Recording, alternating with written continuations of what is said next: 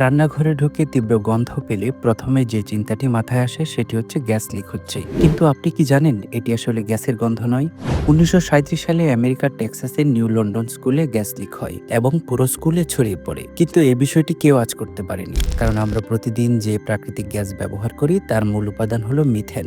Methane সম্পূর্ণ বর্ণহীন এবং গন্ধহীন হয়, আর এজন্যই পুরো স্কুলে গ্যাস লিক হলেও কেউ সেটা বুঝতে পারেনি। সেদিন কেউ একজন বৈদ্যুতিক সুইচ চাপলে একটি ছোট্ট স্পার্ক হয় এবং পুরো স্কুল বিকট বিস্ফোরণে ধ্বংস হয়ে যায়। সেদিন শিক্ষক ও শিক্ষার্থী মিলিয়ে প্রায় ৩০০ জন মারা যায়। এই হৃদয় বিদারক ঘটনা পুরো পৃথিবীকে নাড়িয়ে দেয়।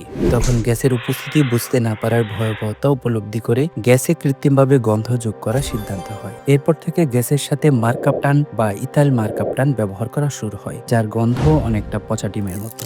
এই গন্ধটি মানুষের জন্য ক্ষতিকর নয় এবং অল্পতেই ছড়িয়ে পড়ায় গ্যাসের উপস্থিতি টের পাওয়া যায়। এই গন্ধ সংযোজন পদ্ধতি ইউরোপ, আমেরিকা হয়ে সারা পৃথিবীতে ছড়িয়ে পড়ে। এটি শুধু একটি গন্ধই নয়, বরং ৩০০ মানুষের জীবনের বিনিময়ে পাওয়া একটি সতর্কবার্তা।